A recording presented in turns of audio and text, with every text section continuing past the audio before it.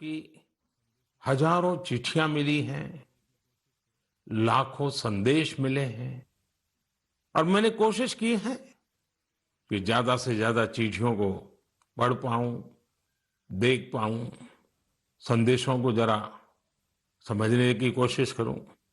आपके पत्र पढ़ते हुए कई बार मैं भावुक हुआ, भावनाओं से भर गया, भावनाओं में बह गया और खुद को फिर संभाल भी लिया।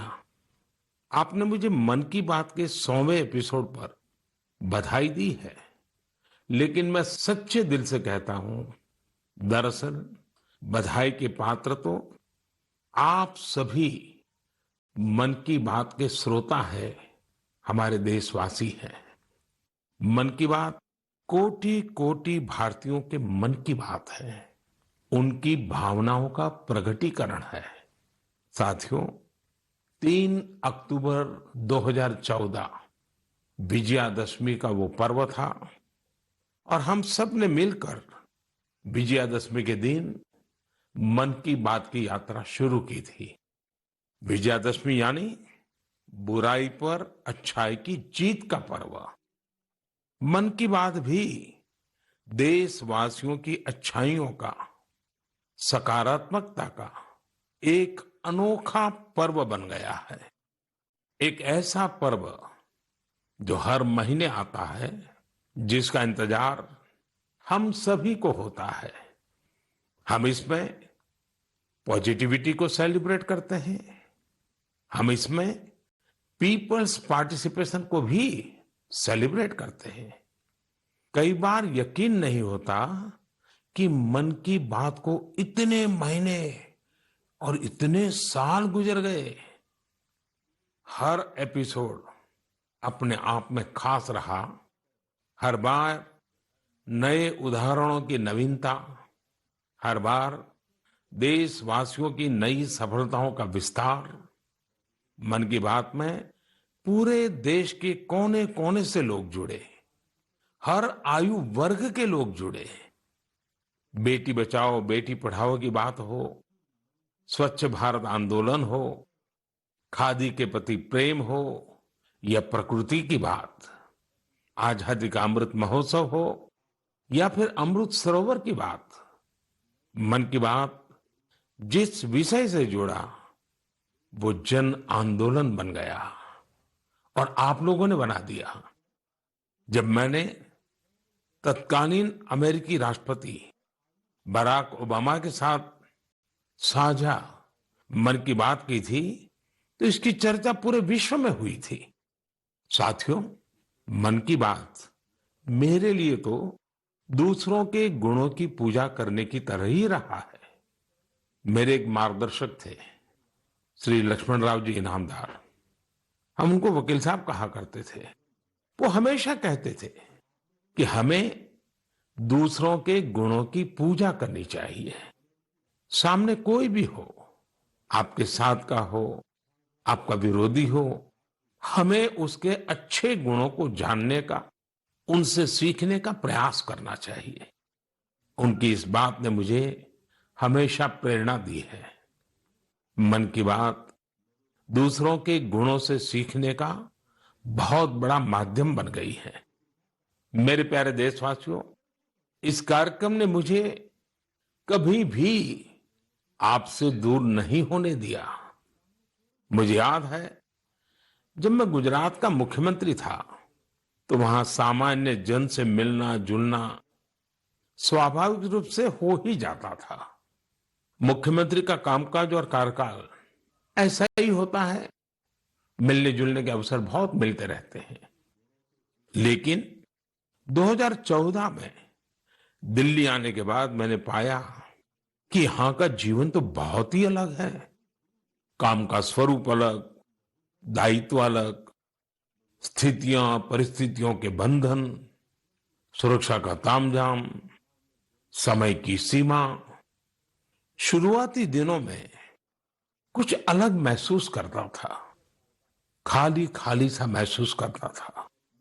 50 साल पहले मैंने अपना घर इसलिए नहीं छोड़ा था कि एक दिन अपने ही देश के लोगों से संपर्क ही मुश्किल हो जाएगा। जो देशवासी मेरा सब कुछ है, मैं उनसे ही कट करके जी नहीं सकता था।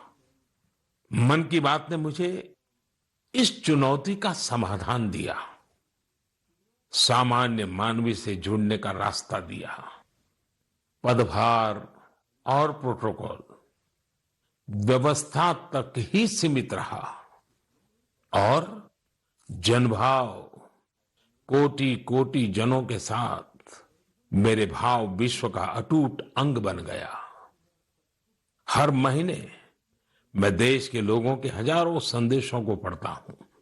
हर महीने में देशवासियों के एक से एक अद्भुत स्वरूप के दर्शन करता हूं। मैं देशवासियों के तप त्याग की पराकाष्ठा को देखता हूं, महसूस करता हूं। मुझे लगता ही नहीं है कि मैं आपसे थोड़ा भी दूर हूं। मेरे लिए मन की बात ये एक कार्यक्रम नहीं है, मेरे लिए एक आस्था, पूजा, व्रत है। जैसे लोग ईश्वर की पूजा करने जाते हैं तो प्रसाद की थाल लाते हैं, मेरे लिए मन की बात ईश्वर रूपी जनता जनार्दन के चरणों में प्रसाद की थाल की तरह है। मन की बात मेरे मन की आध्यात्मिक यात्रा बन गया है। मन की बात स्व से समष्टि की यात्रा है। मन की बात अहम से वयम की यात्रा है। यह तो मैं नहीं तू ही इसकी संस्कार साधना है। आप कल्पना करिए, मेरा कोई देशवासी 40-40 साल से निर्जन पहाड़ी और बंजर जमीन पर पेड़ लगा रहा है। कितने ही लोग 30-30 साल से जल संरक्षण के लिए बावड़ियां और तालाब बना रहे हैं, उसकी साफ सफाई कर रहे हैं। कोई 25-30 साल से निर्धन बच्चों को पढ़ा रहा है, कोई गरीबों की इलाज में मदद कर रहा है। कितनी ही बार मन की बात में इनका जिक्र करते हुए मैं भावुक हो गया हूं। आकाशवाणी के साथियों को कितनी ही बार इसे फिर से रिकॉर्ड करना पड़ा है। आज पिछला कितना ही कुछ आंखों के सामने आए जा रहा है। देशवासियों के इन प्रयासों ने मुझे लगातार खुद को खपाने की प्रेरणा दी है। साथियों, मन की बात में जिन लोगों का हम जिक्र करते हैं, वे सब हमारे हीरोज हैं, जिन्होंने इस कार्यक्रम को जीवंत बनाया है। आज जब हम 100वें एपिसोड के पड़ाव पर पहुंचे हैं, तो मेरी ये भी इच्छा है कि हम एक बार फिर इन सारे हीरोज के पास जाकर उनकी यात्रा के बारे में जानें। आज हम कुछ साथियों से बात भी करने की कोशिश करेंगे। मेरे साथ जुड़ रहे हैं हरियाणा के भाई सुनील जगलान जी। सुनील जगलान जी का मेरे मन पर इतना प्रभाव इसलिए पड़ा क्योंकि हरियाणा में जेंडर रेशियो पर काफी चर्चा होती थी और मैंने भी बेटी बचाओ बेटी पढ़ाओ का अभियान हरियाणा से ही शुरू किया था। और इसी बीच जब सुनील जी के सेल्फी विद डॉटर कैंपेन पर मेरी नजर पड़ी तो मुझे बहुत अच्छा लगा। मैंने भी उनसे सीखा और इसे मन की बात में शामिल किया। देखते ही देखते सेल्फी विद डॉटर एक ग्लोबल कैंपेन में बदल गया और इसमें मुद्दा सेल्फी नहीं थी, टेक्नोलॉजी नहीं थी, इसमें डॉटर को, बेटी को प्रमुखता दी गई थी। जीवन में बेटी का स्थान कितना बड़ा होता है, इस अभियान से यह भी प्रकट हुआ। ऐसे ही अनेकों प्रयासों का परिणाम है कि आज हरियाणा में जेंडर रेशियो में सुधार आया है। आइए आज सुनील जी से ही कुछ गप मार लेते हैं। नमस्कार सुनील जी। नमस्कार सर, मेरी खुशी बहुत बढ़ गई है सर आपकी आवाज सुनकर। Sunil ji, selfie with daughter हर किसी को याद है। अब जब इसकी फिर चर्चा हो रही है तो आपको कैसा लग रहा है? प्रधानमंत्री जी, ये असल में आपने जो हमारे प्रदेश हरियाणा से पानीपत की चौथी लड़ाई बेटियों के चेहरे पे मुस्कुराहट लाने के लिए शुरू की थी, जिसे आपके नेतृत्व में पूरे देश ने जीतने की कोशिश की है, तो वाकई ये मेरे लिए और हर बेटी के पिता और बेटियों को चाहने वालों के लिए बहुत बड़ी बात है। सुनील जी, अब आपकी बिटिया कैसी है? आजकल क्या कर रही है?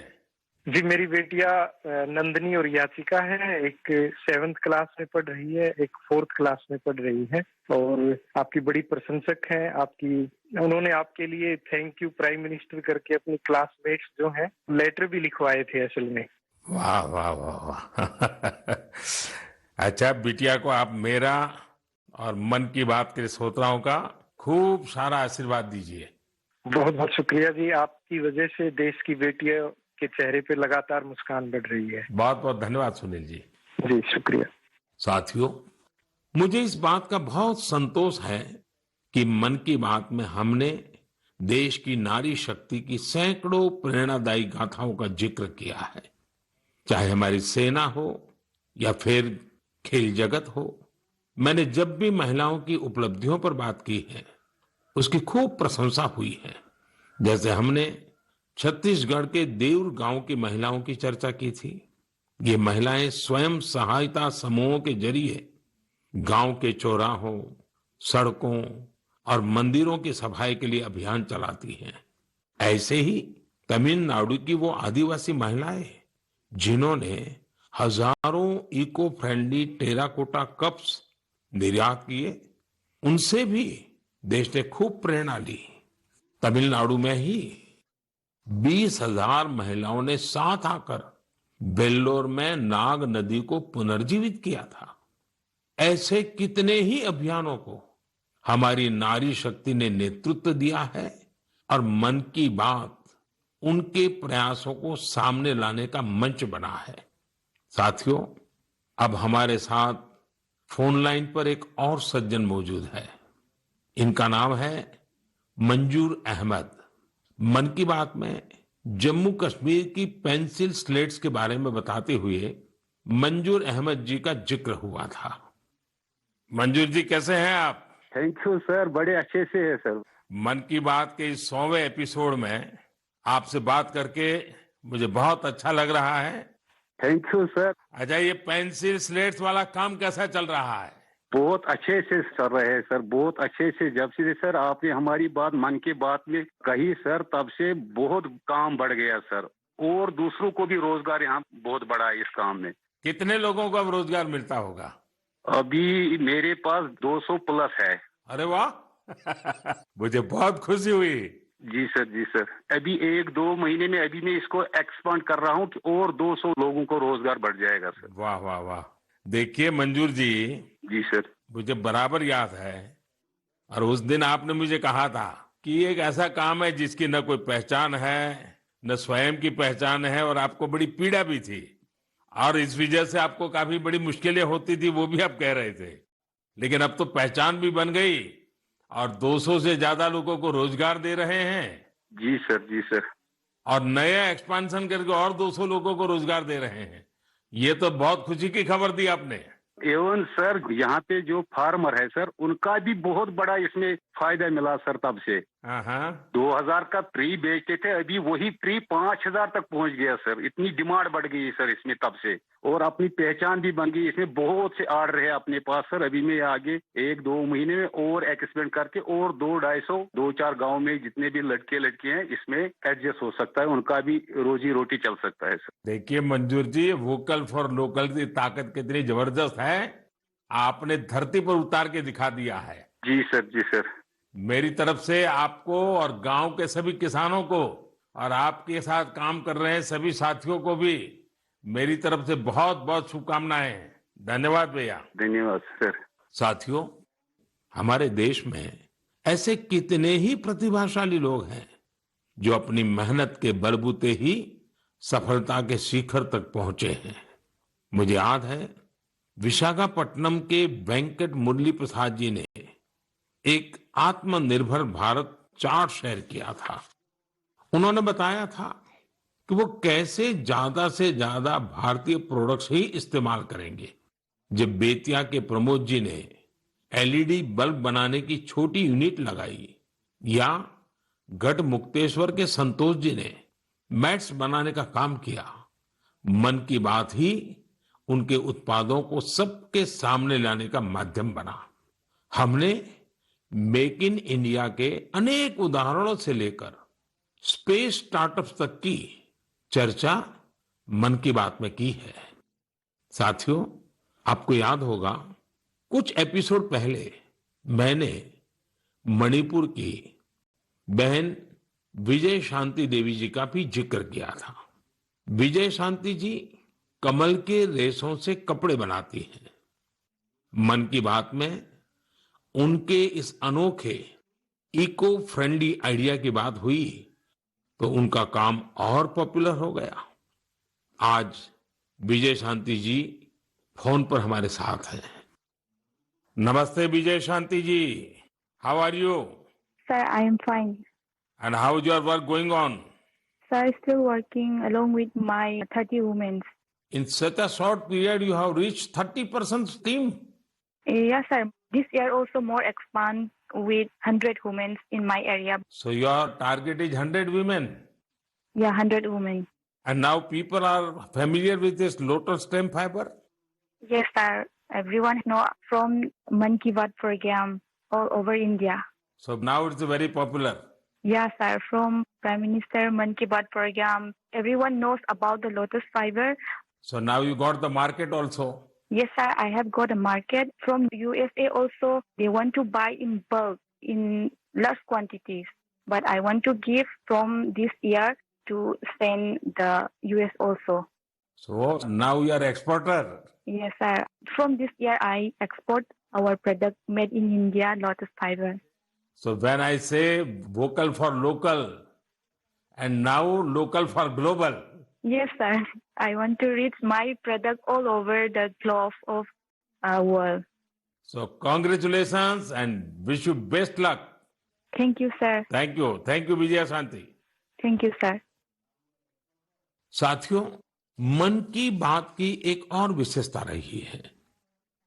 मन की बात के जरिए कितने ही जन आंदोलन ने जन्म भी लिया है और गति भी पकड़ी है। जैसे हमारे खिलौने, हमारी टॉय इंडस्ट्री को फिर से स्थापित करने का मिशन मन की बात से ही तो शुरू हुआ था। भारतीय नस्ल के श्वान, हमारे देशी डॉग्स, उसको लेकर जागरूकता बढ़ाने की शुरुआत भी तो मन की बात से ही की थी। हमने एक और मुहिम शुरू की थी कि हम गरीब छोटे दुकानदारों से मोलभाव नहीं करेंगे, झगड़ा नहीं करेंगे। जब हर घर तिरंगा मुहिम शुरू हुई, तब भी मन की बात ने देशवासियों को इस संकल्प से जोड़ने में खूब भूमिका निभाई। ऐसे हर उदाहरण समाज में बदलाव का कारण बने हैं। समाज को प्रेरित करने का ऐसे ही बीड़ा प्रदीप सांगवान जी ने भी उठा रखा है। मन की बात में हमने प्रदीप सांगवान जी की हीलिंग हिमालयज अभियान की चर्चा की थी। वो फोन लाइन पर हमारे साथ हैं। प्रदीप जी नमस्कार। सर जय हिंद। जय हिंद, जय हिंद भैया। कैसे हैं आप? सर बहुत बढ़िया, आपकी आवाज सुन के और भी अच्छी। आपने हिमालय को हील करने को सोची। हाँ जी सर। अभियान भी चलाया। आजकल आपका कैंपेन कैसा चल रहा है? सर बहुत अच्छा चल रहा है। 2020 से ऐसा मानिए कि जितना काम हम 5 साल में करते थे, अब वो 1 साल में ही हो जाता है। अरे वाह। हाँ जी सर। शुरुआत बहुत नर्वस हुई थी, बहुत डर था इस बात को लेके कि जिंदगी भर ये कर पाएंगे नहीं कर पाएंगे, पर थोड़ा सपोर्ट मिला और 2020 तक हम बहुत स्ट्रगल भी कर रहे थे। ऑनेस्टली लोग बहुत कम जुड़ रहे थे, बहुत सारे ऐसे लोग थे जो कि सपोर्ट नहीं कर पा रहे थे, हमारी मुहिम को इतना तवज्जो भी नहीं दे रहे थे। बट 2020 के बाद जब मन की बात में जिक्र हुआ, उसके बाद बहुत सारी चीजें बदल गई। मतलब पहले हम साल में 6-7 क्लीनिंग ड्राइव कर पाते थे, 10 क्लीनिंग ड्राइव कर पाते थे। आज की डेट में हम डेली बेसिस पे 5 टन कचरा इकट्ठा करते हैं अलग अलग लोकेशन से। अरे वाह। मन की बात में जिक्र होने के बाद आप सर बिलीव करें मेरी बात को कि मैं ऑलमोस्ट गिव अप करने की स्टेज पे था एक टाइम पे, और उसके बाद फिर बहुत सारा बदलाव आया मेरे जीवन में और चीजें इतनी स्पीड अप हो गई कि जो चीजें हमने सोची नहीं थी। सो आई एम रियली थैंकफुल कि पता नहीं कैसे हमारे जैसे लोगों को आप ढूंढ लेते हैं, कौन इतनी दूर दराज एरिया में काम करता है, हिमालय के क्षेत्र में जाके बैठ के हम काम कर रहे हैं, सॉल्टिट्यूड पे काम कर रहे हैं, वहां पे आपने ढूंढा हमें, हमारे काम को दुनिया के सामने लेके आए।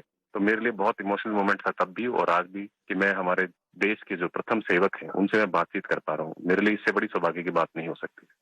प्रदीप जी, आप तो हिमालय के चोटियों पर सच्चे अर्थ में साधना कर रहे हैं और मुझे पक्का विश्वास है अब आपका नाम सुनते ही लोगों को याद आ जाता है कि आप कैसे पहाड़ों की स्वच्छता अभियान में जुड़े हैं।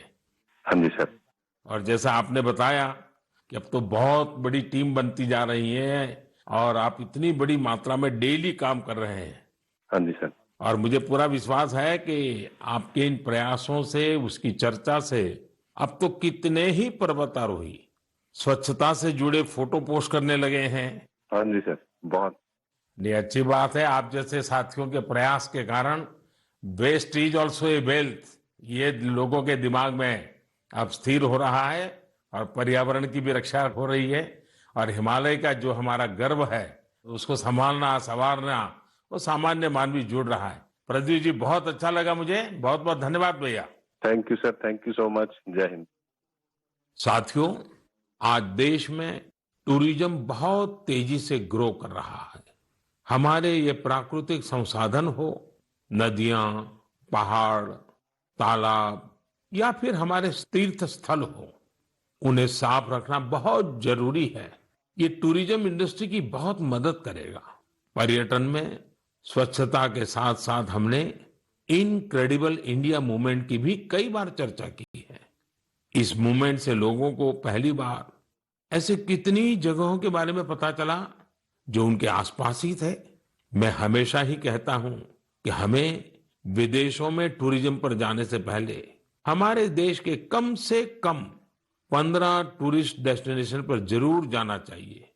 और यह डेस्टिनेशन जिस राज्य में आप रहते हैं वहां के नहीं होने चाहिए, आपके राज्य से बाहर किसी अन्य राज्य के होने चाहिए।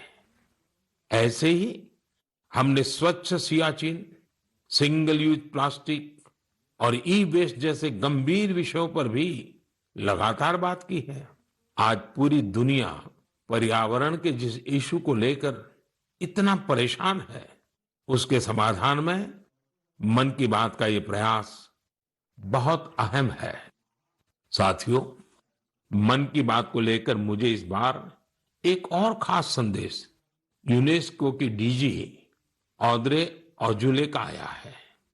उन्होंने सभी देशवासियों को 100 एपिसोड की इस शानदार जर्नी के लिए शुभकामनाएं दी हैं। साथ ही उन्होंने कुछ सवाल भी पूछे हैं। आइए पहले यूनेस्को की डीजी के मन की बात सुनते हैं। Namaste, Excellency, dear Prime Minister. On behalf of UNESCO, I thank you for this opportunity to be part of the 100th episode of the Man Ki Baat radio broadcast. UNESCO and India have a long common history. We have very strong partnerships together in all areas of our mandate: education, science, culture, and information. And I would like to take this opportunity today to talk about the importance of education. UNESCO is working with its member states to ensure that everyone in the world has access to quality education by 2030.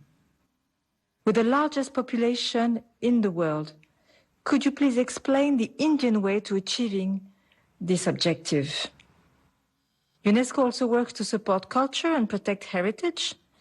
And India is chairing the G20 this year.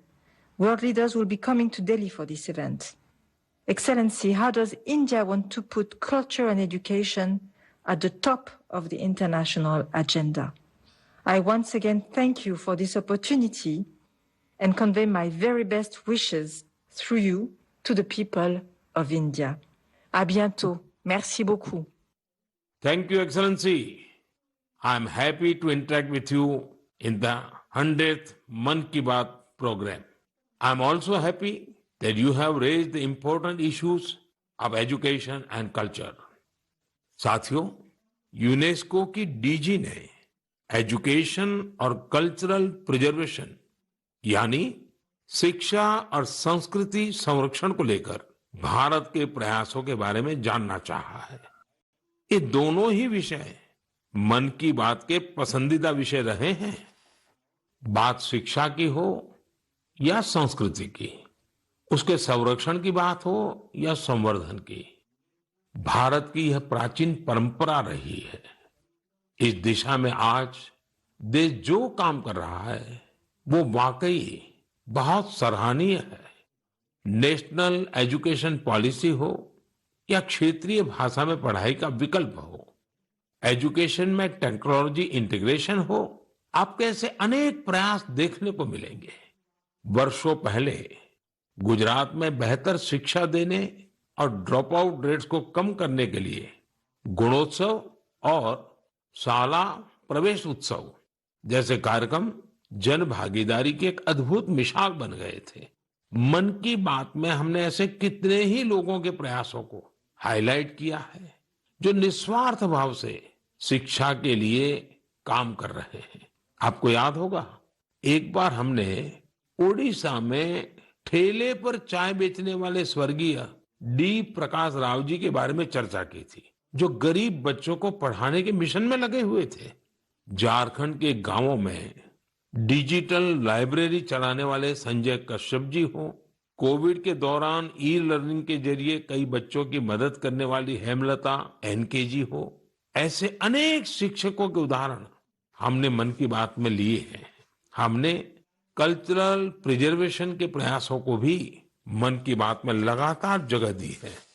Lakshadweep का Kummel brothers Challengers club हो या कर्नाटका के क्वेमश्री जी कला चेतना जैसे मंच हो, देश के कोने कोने से लोगों ने मुझे चिट्ठी लेकर ऐसे उदाहरण भेजे।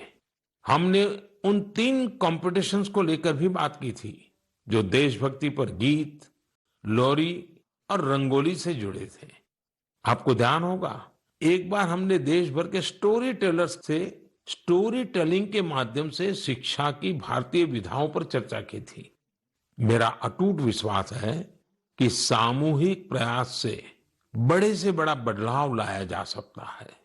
इस साल हम जहां आजादी के अमृतकाल में आगे बढ़ रहे हैं, वहीं G20 की अध्यक्षता भी कर रहे हैं। यह भी एक वजह है कि एजुकेशन के साथ साथ डाइवर्स ग्लोबल कल्चर्स को समृद्ध करने के लिए हमारा संकल्प और मजबूत हुआ है। मेरे प्यारे देशवासियों, हमारे उपनिषदों का एक मंत्र सदियों से हमारे मानस को प्रेरणा देता आया है, चरैवेति चरैवेति चरैवेति, चलते रहो चलते रहो चलते रहो। आज हम इसी चरैवेति चरैवेति की भावना के साथ मन की बात का 100वां एपिसोड पूरा कर रहे हैं। भारत के सामाजिक ताने बाने को मजबूती देने में मन की बात किसी भी माला के धागे की तरह है जो हर मनके को जोड़े रखता है। हर एपिसोड में देशवासियों के सेवा और सामर्थ्य ने दूसरों को प्रेरणा दी है।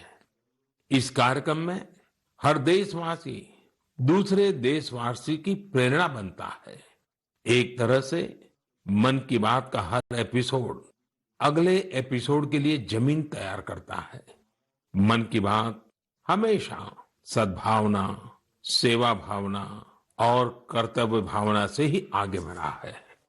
आजादी के अमृत काल में यही पॉजिटिविटी देश को आगे ले जाएगी, नई ऊंचाई पर ले जाएगी। और मुझे खुशी है कि मन की बात से जो शुरुआत हुई वो आज देश की नई परंपरा भी बन रही है। एक ऐसी परंपरा जिसमें हमें सबका प्रयास की भावना के दर्शन होते हैं। साथियों, मैं आज आकाशवाणी के साथियों को भी धन्यवाद दूंगा जो बहुत धैर्य के साथ इस पूरे कार्यक्रम को रिकॉर्ड करते हैं। वो ट्रांसलेटर्स जो बहुत ही कम समय में बहुत तेजी के साथ मन की बात का विभिन्न क्षेत्रीय भाषाओं में अनुवाद करते हैं, मैं उनका भी आभारी हूं। मैं दूरदर्शन के और माय गॉव के साथियों को भी धन्यवाद देता हूं। देश भर के टीवी चैनल्स, इलेक्ट्रॉनिक मीडिया के लोग जो मन की बात को बिना कॉमर्शियल ब्रेक के दिखाते हैं, उन सभी का मैं आभार व्यक्त करता हूं। और आखिरी में मैं उनका भी आभार व्यक्त करूंगा जो मन की बात की कमान संभाले हुए हैं, भारत के लोग, भारत में आस्था रखने वाले लोग। ये सब कुछ आपकी प्रेरणा और ताकत से ही संभव हो पाया है। साथियों, वैसे तो मेरे मन में आज इतना कुछ कहने को है कि समय और शब्द दोनों कम पड़ रहे हैं, लेकिन मुझे विश्वास है कि आप सब मेरे भावों को समझेंगे, मेरी भावनाओं को समझेंगे। आपके परिवार के ही एक सदस्य के रूप में मन की बात के सहारे आपके बीच में रहा हूं, आपके बीच में रहूंगा। अगले महीने हम एक बार फिर मिलेंगे, फिर से नए विषयों और नई जानकारियों के साथ देशवासियों की सफलताओं को सेलिब्रेट करेंगे। तब तक के लिए मुझे विदा दीजिए और अपना और अपनों का खूब ख्याल रखिए। बहुत बहुत धन्यवाद। नमस्कार।